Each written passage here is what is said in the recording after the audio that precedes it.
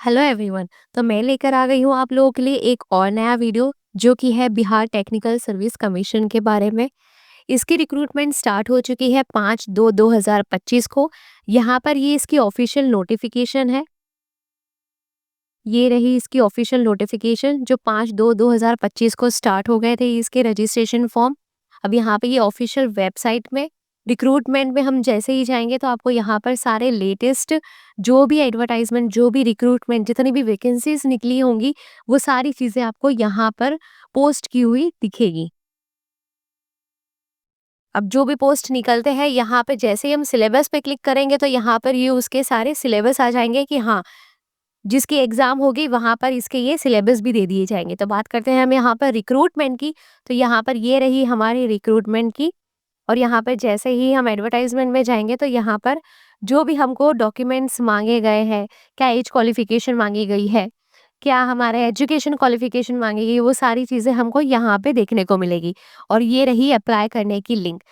इसका लिंक मैं आप लोगों को डिस्क्रिप्शन में दे दूंगी जिससे कि आप लोग वहां से एक बार गो थ्रू कर लेना। आपको ऑनलाइन एप्लीकेशन कैसे करना है, क्या करना है, ये सारी चीज़ें आपको वहां पे पता चल जाएगी। आगे मैं आपको ये बता दूंगी कि ऑनलाइन एप्लीकेशन फॉर्म में क्या-क्या चीज़ें आपको करनी रहेंगी और क्या नहीं। तो बात कर लेते हैं हम यहाँ पर नोटिफिकेशन के बारे में, थोड़ा और डिटेल में कि क्या एडवर्टाइजमेंट यहाँ पर उन्होंने अपलोड की हुई है।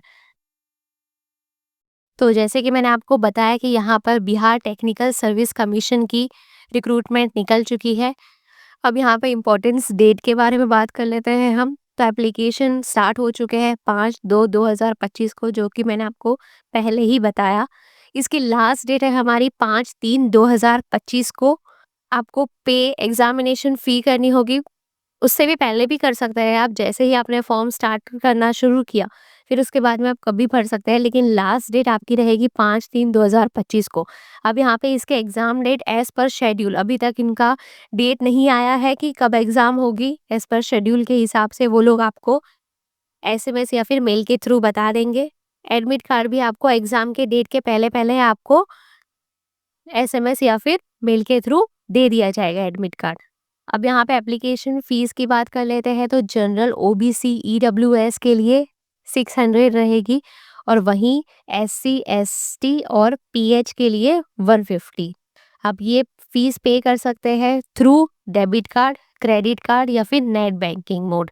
जैसे कि नेट बैंकिंग गूगल पे हो गया, फ़ोन पे हो गया, पेटीएम हो गया, इन सब चीज़ों से आप ये सारे एप्लीकेशन फीस पे कर सकते हैं।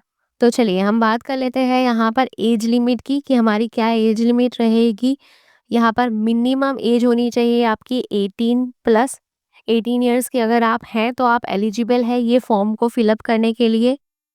फिर मैक्सिमम एज मांगी गई है मेल के लिए 37 ईयर्स और मैक्सिमम एज 40 ईयर्स मांगी गई है फीमेल के लिए। यहाँ पर एज रिलैक्सेशन भी दिया गया है एससी, एसटी या फिर ईडब्ल्यूएस के लिए। और यहाँ पे पोस्ट का नाम दिया गया है इंसेक्ट कलेक्टर। यहाँ पे टोटल पोस्ट दी गई है 53। और यहाँ पे एलिजिबल मांगा गया है कि अगर आप 12th पास है विथ साइंस स्ट्रीम तो फिर आप एलिजिबल है ये फॉर्म को अप्लाई करने के लिए यहाँ पर। अब जैसे कि 12th पास भी अप्लाई कर सकते हैं, एनी ग्रेजुएशन भी अप्लाई कर सकते हैं यहाँ पे। अब 53 पोस्ट कौन से कैटेगरीज को दी गई है ये इसके बारे में हम बात कर लेते हैं। तो यहाँ पे यूआर के लिए 18 दिया गया है, ईडब्ल्यूएस के लिए 5 दिया गया है, एससी के लिए 10, एसटी के लिए 1, ईबीसी के लिए 11 दिया गया है, बीसी के लिए 6 और बीसी फीमेल्स के लिए 2। तो इस हिसाब से हमारे पास टोटल 53 पोस्ट यहाँ पर कैटेगरी वाइज दी गई है।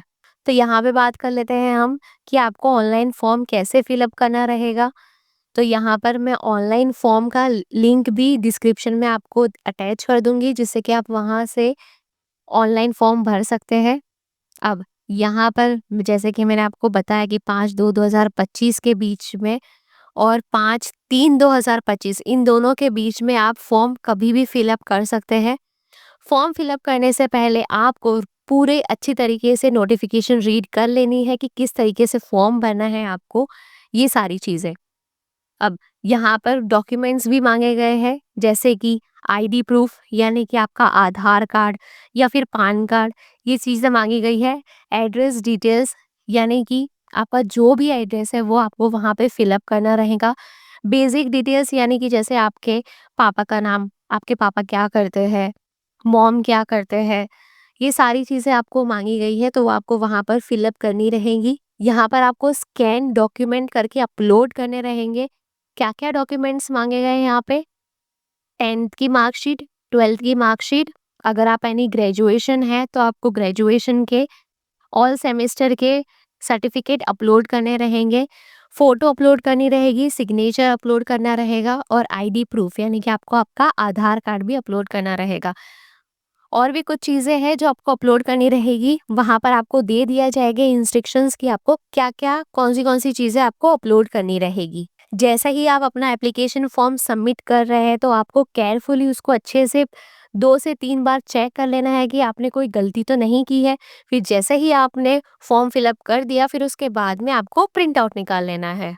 ये रही ऑनलाइन एप्लीकेशन की लिंक। यहाँ पर ये जो वेबसाइट मैं आपको दिखा रही हूँ, यहाँ से आपको एप्लीकेशन फॉर्म फिलअप करना रहेगा। यहाँ पर नोटिस दी गई है, ये रही नोटिस हमारे पास। यहाँ पर ये एडवर्टाइजमेंट दिया गया है। यहाँ पर इमेज अपलोड कैसे करना है उसके इंस्ट्रक्शंस दिए गए हैं।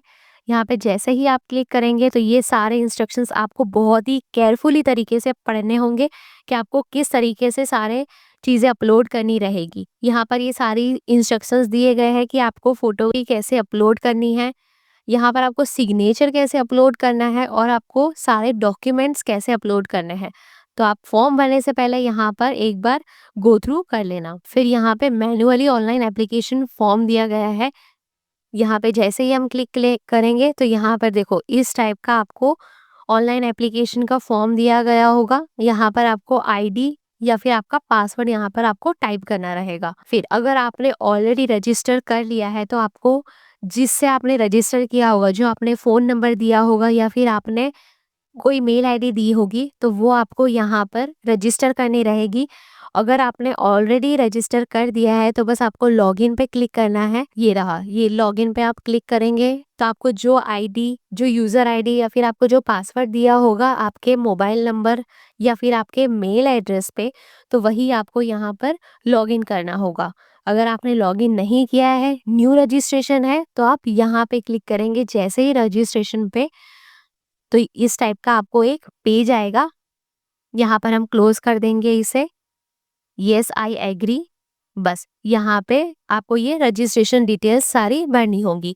फर्स्ट नेम आपका, मिडिल नेम, लास्ट नेम, फिर अगर आपने कभी नेम चेंज किया हो तो येस या फिर नो, आपका बर्थ डेट, आपका जेंडर यहाँ पे आपको सिलेक्ट करना होगा। फिर यहाँ पे मोबाइल नंबर डालना होगा आपको। फिर यहाँ पे कंफर्म मोबाइल नंबर आपको फिर से डालना होगा। फिर यहाँ पर ऑल्टरनेटिव यानी कि आपको कोई दूसरा नंबर भी डालना है तो भी आप यहाँ पे डाल सकते हैं। फिर आपकी मेल आईडी आपको यहाँ डालनी होगी। कंफर्म मेल आईडी, फिर से आपको वही मेल आईडी यहाँ पर डालनी होगी। फिर जैसे ही हम जनरेट ओटीपी करेंगे तो आपके फ़ोन में जो नंबर आपने यहाँ पे दिया होगा वहीं पे आपको ओटीपी आएगा। तो वो ओटीपी आपको यहाँ शेयर करेंगे। फिर आपका यूज़र आईडी और आपका पासवर्ड जनरेट होके आपको फ़ोन में ही एसएमएस के थ्रू आ जाएगा। इस तरीके से हम यहाँ पर रजिस्टर कर सकते हैं। मेक श्योर करना कि यहाँ पे डिक्लेरेशन पे क्लिक कर दे कि येस आई एग्री। फिर उसके बाद में ये जो नंबर्स दिए गए हैं आपको यहाँ पर टाइप करना रहेगा 517631। अगर आप जब भी ऑनलाइन एप्लीकेशन फॉर्म भरेंगे तो क्या पता आपको दूसरा है, क्योंकि ये चेंज होता रहता है।